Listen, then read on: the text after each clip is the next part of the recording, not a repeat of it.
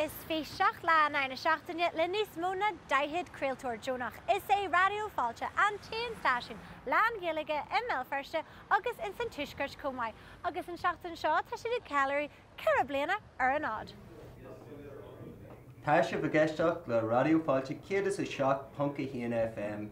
Fáilte go dtí an chláir ar seo lá brethe Raidió Fáilte.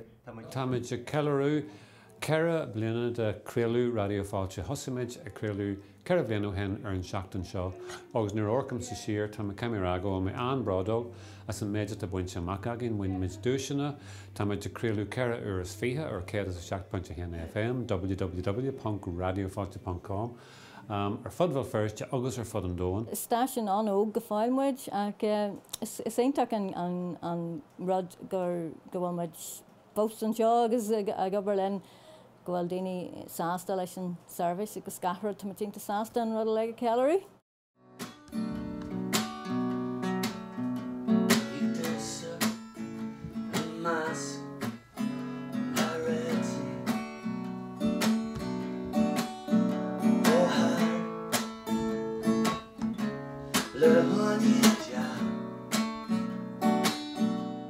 Is me sé cuairdeoir na Johnscoil Crothaíach ar Raidió Fáilte agus bíam ag clúdach na nálainn sé sin ceol agus cursaí álainne agus drámaí agus bíam sé genú tafadarthú agus genú aglah le hallúntóirí agsúla agus ceoltóirí agsúla agus scríbneoirí agsúla, so sin go dtéireach an róla tugamm sa Raidió Fáilte.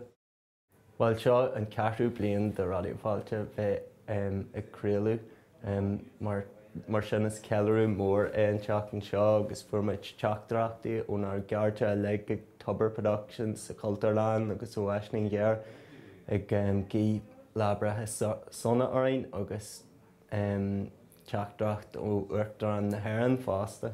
Is mara bheagalaisa an céad go a thula daoine ar an stáisiún ar an cúgú láide ag man fór gabbéile sa sé is onar dúin sin gur hála sé. Nuair thosaí muid amach bhí muidínta bug ó hífarnde, tá muid bug go fáil ó hífaran ag an tús ní ránach ag bertin é réir a bhgéirí ahanrad a chur a gáil agus ón céad lá bhí schedule ceithre uair is fé sa lá agin rud iontal dúchlanach. So is buntaiste mhór a bhí an na daoine nua a thuirte bord isteach ar an uireann agus sin difer iontaach.